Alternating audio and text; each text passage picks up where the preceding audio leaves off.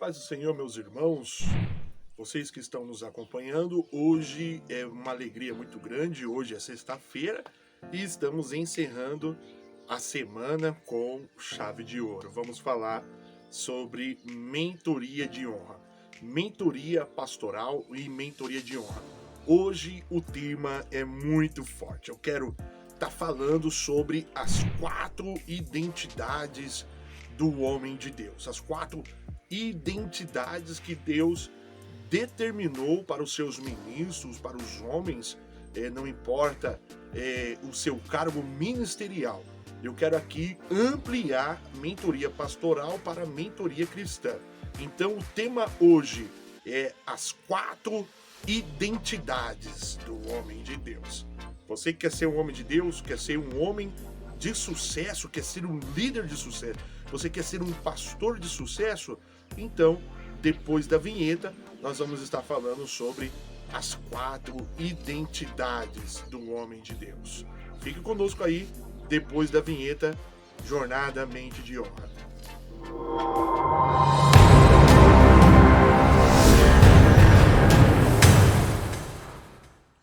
Meus amados, estamos aqui com um texto bíblico, a palavra de Deus. Ela é verdadeira e profética. Quero ler com vocês aqui em 1 Pedro, capítulo de número 2, 1 Pedro, capítulo de número 2 e versículo 9, que diz assim: Mas vós sois a geração eleita, o sacerdócio real e a nação santa e o povo adquirido. Querido, quando o Pedro, que foi a pedra, Simão, quem não sabe, vou colocar aqui minha Bíblia, nosso pequeno suporte. Irmãos, você que não sabe, Pedro se chamava Simão e ele foi ordenado por Jesus para ser um dos primeiros apóstolos, o pai da igreja, conforme eu falei aqui na semana, João capítulo 21, a qual Jesus pergunta para ele: Pedro, tu me amas, apacenta minhas ovelhas, Falamos sobre as ferramentas ministeriais, falamos sobre teologia pastoral, falamos sobre filosofia do ministério pastoral, quem sou eu no ministério, e hoje eu quero falar sobre as 4 identidades. Voltando lá para Pedro, quando Jesus ordenou a Pedro, ele já era um jovem, nos seus 30 e poucos anos, tinha mais ou menos a idade de Jesus, e agora Pedro, ele já se encontra um ancião escrevendo sobre o papel a carta universal para todas as igrejas, dizendo: vós sois os sacerdotes reais. Então, quando fala sacerdote real, eu quero dividir, então, aqui sacerdote e aqui real, que vem da realeza. Então, uma das 4 identidades aqui, Pedro está escrevendo: vós sois sacerdotes reais, e povo eleito e nação escolhida. Ou seja, quando ele fala de sacerdócio aqui, ele está querendo dizer uma identidade que nós adquirimos como homem de Deus, e real como adquirimos também. Então, sacerdócio real, reis e sacerdotes. Vós sois reis e sacerdotes. Então ele colocou aqui numa cajadada só 2 identidades, ministeriais. Então, nos meus estudos ministeriais, nós acabamos identificando, eu fazendo a leitura sobre a identidade masculina, eu identifiquei na leitura de psicologia um psicanalista chamado Carl Jung. E ele fala sobre as 4 identidades do homem. E eu lendo aquilo ali, eu consegui interpretar na Bíblia Sagrada quais eram as identidades que Deus deixou para nós, homens de Deus. Então, uma das primeiras identidades, quando o Senhor diz: vós sois geração eleita, sacerdócio real, nós nos colocamos no lugar, primeiramente no lugar de sacerdote, depois no lugar de rei, depois somos também profetas e também somos. Aí você observa, pessoas que não homens e mulheres de Deus que não se posicionam como reis, como verdadeiras rainhas do Senhor, princesas de Deus e príncipes de Deus, que estão representando o reino de Deus aqui na terra. Pessoas que não tomaram posse ainda do seu ministério, que não tomaram posse daquilo que Deus colocou para as suas vidas. Observa bem, quando Deus colocou o segredo dentro de você, Ele te deu o Espírito Santo, que para o mundo é segredo, né? Que para o mundo é um mistério, e foi o que o apóstolo Paulo ele nos relata. Vós sois embaixadores de Cristo Jesus, e nenhum embaixador até os dias atuais pode ser de uma classe social ou de uma classe baixa, mas tem que ter nobreza para ser embaixador, tem que ser príncipe para ser embaixador, tem que ser princesa para ser embaixador. Então, por exemplo, você como embaixador, você tem que se portar de uma maneira que venha representar a salvação, que venha representar o Evangelho. Vós sois os embaixadores de Cristo. Paulo escrevendo à igreja que não sabia qual era ainda o seu posicionamento e a sua posição. E isso aconteceu porque eles não estavam representando Jesus. Eles não estavam ainda representando o reino dos céus. E quando você representa o reino dos céus, vou falar até algo muito polêmico, você deve se vestir muito bem, você deve ter uma aparência espiritual e resplandecer no seu rosto o Evangelho de Cristo, resplandecer no seu rosto o brilho do Espírito Santo. E se comportar de maneira adequada, se comportar de maneira qual você realmente representa o reino dos céus aqui na terra. Então, você é rei por quê? Por que, pastor Jackson, eu tenho um ministério de rei? Poucas pessoas falam, você já ouviu falar, somente os baianos, né, que chamam, ô meu rei, mas não, o reinado ele é um ministério também. E poucas pessoas pararam para estudar as Sagradas Escrituras sobre o ministério do rei, sobre o ministério do reinado. E pessoas que não acreditam que tem esse ministério. Não, pastor Jackson, eu sou profeta. Aí o outro, não, pastor Jackson, eu sou sacerdote. E tem o rei. Quem é o rei? O ministério do rei é aquele que protege um território, é aquele que organiza os armamentos dos soldados, é aquele que você pega as histórias dos reis lá em Crônicas, né? Os reis, quando eles estavam diante da presença de Deus, eles se organizavam e organizavam os sacerdotes. E os reis também ouviam a voz do profeta. Por quê? Porque o profeta, o ministério do profeta é trazer uma mensagem ao rei, uma mensagem de Deus ao rei. E o que é? E aí quando nós perguntamos, mas pastor, o meu rei é Jesus? Sim, o seu rei é Jesus. É por que a Bíblia fala tanto do Rei dos Reis e do Senhor dos Senhores? Você já parou para analisar Senhor dos Senhores, porque você é um Senhor. E quando diga, ô Senhor Jackson, ô Senhor Cícero, ô Senhor José, Senhor João, o que são Senhor? O Senhor é aquele que governa, é aquele que tem um governo, é aquele que tem uma administração. E a Bíblia, Jesus, ele não deixou de citar sobre os governos, e governos sobre governos, ou seja, na época antiga, o que acontecia? Os reis, eles cobravam tributos de outros reis, os reis cobravam impostos de outros reis, e outros reis, eles tinham pequenos exércitos, pequenos cidadelas, pequenas vilas que eles tinham administração. A Bíblia, ela é bem clara quando ela fala quando os 12 anciões de Israel que se reuniam e eles eram os cabeças. Por exemplo, se você pega lá em Josué, o livro de Josué, que conta a história de Caleb. E Caleb era um dos cabeças, né? Então a Bíblia fala muito sobre os cabeças de Judá, os cabeças de Benjamim, que são o quê? São senhores, eles exercem um governo sobre eles. E você exerce um governo sobre a sua casa. Então você que é homem, você exerce um governo na sua casa, você exerce um reinado na sua casa. E como é que está o reinado na sua casa?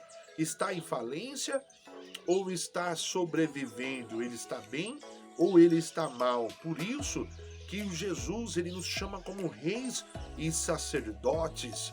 Por quê? Porque como reis temos o dever de administrar, temos o dever de organizar os armamentos e organizar as ferramentas ministeriais. Organizar. Se você é pastor, você reina também sobre uma igreja. E o reinado não é nada, não tem nada relacionado com o orgulho e com a soberba. Por quê? Porque Jesus ele disse: quanto mais será entregue, mais será cobrado. E Jesus ele também disse parábolas sobre os senhores, e os senhores que deixou, um senhor que deixou um governo, ele deixou um talento na mão de outros empregados que também eram mordomos. E quando fala mordomo, eu estou falando também sobre governo, porque o mordomo ele é um senhor e o mordomo ele está ali para administrar os funcionários da casa. Então ele também é um funcionário, só que ele tem um governo sobre ele. Então eu quero que você preste bem atenção nesta palavra aqui, ó, governo. Então essa palavra governo, ela tem um significado muito amplo na igreja, muito amplo na palavra de Deus. E nós, como estamos falando aqui sobre mentoria pastoral, mentoria cristã, eu como mentor, eu sempre estou orientando vocês a fazer aquilo que o governo pastoral e aquilo que o governo bíblico manda vocês fazerem. Ok? Agora estamos no segundo tópico. Eu quero falar sobre o sacerdócio, a identidade do sacerdote, que Pedro ele fala que vós sois o sacerdócio real. Mas antes disso, eu peço para vocês nos ajudar. Você que já está inscrito no nosso canal, nos ajude compartilhando este vídeo e levando para outras pessoas, para outros ministros, outros homens de Deus que estão precisando. Você pode ativar o sininho aqui, ativa o sininho, você pode se inscrever, você que entrou aqui de alguma forma, se inscreva no nosso canal e veja os nossos vídeos, que vai edificar muito a sua vida, ok? Agora falando sobre o sacerdócio real, está uma chuva muito bonita aqui também, e isso não está me impedindo de gravar esse vídeo. Não sei se vocês podem observar a natureza a qual nós estamos aqui rodeado, muito bom. É um momento de reflexão e de entendimento da palavra de Deus. O sacerdote é aquele que é responsável em buscar a presença de Deus. É aquele que é responsável de levar a intercessão do povo para com Deus. E essa é a sua responsabilidade. É você levar a oração da igreja como intercessor. E Jesus ele foi o maior intercessor de todos. Ele orou pelos seus discípulos a última hora que ele estava no jardim em oração. E você, como ministro, como intercessor, como sacerdote, você tem um livre acesso para você orar, para você buscar Deus, para você estar buscando aquilo que Deus tem para a sua família, para o seu casamento e para Deus. Agora eu quero falar algo poderoso, uma revelação muito profética, a terceira revelação, que está aqui, o poeta. Ninguém fala que devemos ser poetas. Ninguém fala que devemos buscar a Deus como poetas. O que o poeta faz? O poeta, ele se lança na presença de Deus. O poeta chora, o poeta faz poesia com a palavra, ele olha a beleza do Senhor, ele olha, ele se declara para sua amada. E o maior poeta de todos foi Salomão, no livro de Cantares, a qual ele tem muitos elogios à noiva. E a igreja significa noiva. E o noivo faz poesias, faz declarações românticas para a noiva. E isso é muito lindo. Você como poeta, como Davi, por que Davi foi um homem completo? Porque ele tinha as 4 identidades, ele tinha a plenitude, ele era guerreiro, ele era rei, ele era sacerdote, ele era profeta e ele era poeta. Davi, ele sabia que Deus amava um coração aquebrantado. Então, você como poeta, você às vezes tem que largar o cargo de rei, como Davi fazia. Davi rasgava a veste, tirava a coroa, ele saía descalço pelo palácio. Olha a simplicidade do poeta, olha a simplicidade deste homem. Não sei se você conhece algum poeta, eu conheço alguns poetas, pois a minha primeira formação foi letras, e os poetas são sempre muito simples, porque eles amam as coisas simples. O poeta, ele se coloca na presença de Deus, ele ama Deus, ele ama a noiva, ele ama a igreja que é a noiva, ele não bate na noiva, ele canta para a noiva. Então o poeta, ele louva, o poeta adora, o poeta é adorador. Então, 3 identidades. Rei, você tem um governo, você tem um serviço a fazer, você tem uma administração a fazer. Você é sacerdote, você deve interceder, trabalhar as intercessões. E como poeta, você deve se rasgar em adoração. Porque tem profeta, tem rei que não quer adorar, né? Tem pessoas que não querem adorar, estão na igreja, né? São orgulhosas ao ponto de não dar glória a Deus. É um culto pentecostal. Se é um culto pentecostal, eu saio, eu glorifico, eu exalto o nome do Senhor, eu choro. Às vezes os pastores olham para mim e falam: nossa, o pastor Jackson tá ali. E eu choro mesmo na presença de Deus. Por quê? Porque eu entendi que eu também devo ser poeta. Se eu deixar de ser adorador, a nossa função é adorar ao Senhor. Então, já dá um glória a Deus aí bem grande no comentário, com caixa alta, letra maiúscula. Glória a Deus por essa chuva, glória a Deus pela nossa vida, glória. E o poeta também, que ama a sua esposa, que ama a sua família, que se declara. Isso é o poeta. Então você também, Paulo, ele diz: marido, amai vossas mulheres, assim como Cristo amou a igreja. Olha só, Paulo, ele coloca você no papel de embaixador, ele coloca você no papel de sacerdote, ele fala: vós sois a carta viva, e também coloca vocês como poeta. Ame. Então quem ama, quem sabe amar é o poeta. Por isso que o salmista Davi, ele é poeta, porque ele escreve salmos, e os salmos são lindos, porque elevam a adoração, elevam o sentimento ao Senhor. Então não tem nada de errado de você chorar na presença de Deus, não tem nada de errado. Você não vai deixar de ser homem de Deus porque você chora. Você não vai deixar de ser homem de Deus porque você se derrama no culto. Você tem medo dos irmãos olhar para você. Você tem medo dos irmãos. O que vão pensar de mim? Querido, deixa pensar. Simplesmente faça como Davi. Davi cantava, pulava, salmodiava, e alguém julgou ele. Uma mulher, né, a Mical, julgou Davi. Davi, ele era poeta. Então o terceiro atributo, a terceira identidade do homem de Deus, ele é poeta. Eu quero que você seja poeta também, que você louve, que você adore, que você se rasgue, que você se joga na presença de Deus, querido, que é muito gostoso. Estamos aqui no o quarto atributo, a quarta identidade do homem de Deus. Qual é? E alguém me pergunta: é rei? É sacerdote? é poeta? Não.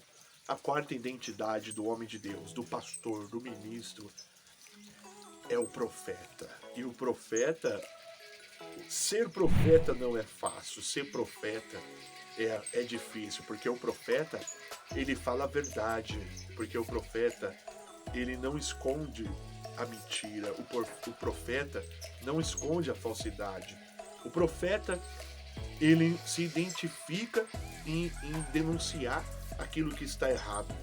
E não que você vai sair aí profetizando, não que você vai sair aí sem você entender qual é o seu ministério, conforme eu falei em filosofia do ministério pastoral, sobre uns foram chamados para profetas, outros para mestres, pastores. Aqui eu estou querendo falar de identidade, não estou querendo falar de ministério. E como identidade, o profeta, ele olha para si mesmo, ele olha para a nação, ele olha para a igreja, não para que venha julgar a igreja, mas sim para que ele venha denunciar o pecado. Tem pessoas que confundem, dizem, eu sou profeta e eu falo a verdade mesmo, mas fala sem amor, mas fala, mas falam de uma maneira que não venha trazer uma edificação. Lembre-se, o profeta, ele edifica, né? Então o profeta, ele é responsável de trazer, presta atenção, o profeta, ele é responsável de trazer a mensagem de Deus para a nação, de trazer a mensagem de Deus para a igreja. Olha só, ministério profético.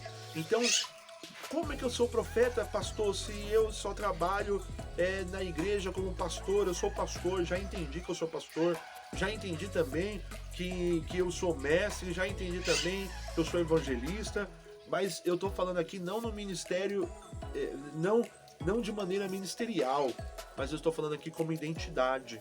É você trazer a voz de Deus para a sua casa, é você trazer a voz de Deus para a sua igreja, é você trazer a vontade de Deus para os lugares, para os ambientes em que você está. Então, qual é a vontade de Deus? A vontade de Deus é que todos nós nos servimos, que todos nós sejamos humildes. É o que Deus, ele disse para o profeta. Olha só o que Deus falou para o profeta. O que eu quero do meu povo é que o meu povo ande em humildade e ande comigo lado a lado. Olha só o pedido de Deus para o profeta, que o meu povo simplesmente ande de uma forma reta, ande de uma forma correta, ande de uma forma sincera, que ame a Deus. Esse é o profeta, é você trazer uma mensagem evangelística. Trazer uma mensagem evangelística é ser profeta? É ser profeta sim, porque você está trazendo a voz de Deus para a terra. O que mais que é ser profeta? É ser profeta na sua casa, é você trazer para os seus filhos, para as suas filhas, para os seus netos, é você trazer a vontade de Deus para a sua casa. Tomar cuidado, o que estão assistindo no celular, o que estão assistindo na televisão, o que estão falando. Então, se tem uma roda de escarnecedor, eu não estou lá. Se estão falando mal da igreja, eu não estou lá. Se estão falando mal do pastor, eu não estou lá. Por quê? Porque eu sou profeta e eu trago a vontade de Deus para a terra. Então, terminando o vídeo, os 4 atributos: reis, sacerdotes, poetas e profetas. Essa daí é as suas identidades que você deve ter para você ter a plenitude da vontade de Deus. Querido, querida, estamos terminando mais um vídeo. É com muita alegria, tá uma chuva aqui, e isso é muito bom, porque a chuva, ela traz vida, e a água traz vida, e eu me lembro muito, né, sobre os versículos bíblicos, sobre a água, que representa o Espírito Santo de Deus. Eu estou aqui, né, com este canal, já estamos atingindo 100 inscritos, para a honra e para a glória do Senhor, e eu peço para você nos ajude nesse canal. Então, se você tem curiosidade de saber qual é a minha biografia, eu te convido você a entrar no nosso site www.academiadehonra.com.br. Lá tem a minha biografia, tem os nossos cursos de liderança pastoral, mentoria pastoral, psicologia pastoral, teologia pastoral e filosofia do ministério pastoral. Nós temos 5 pilares que nós estamos fundamentando. Amanhã nós vamos ter uma live com o pastor Júlio César, da Igreja Casa de Oração, a cidade de Monte Sião, Minas Gerais. Eu peço que vocês acompanhem a nossa live e curta o nosso canal, ok? Tenham todos vocês aí um excelente dia de sexta-feira.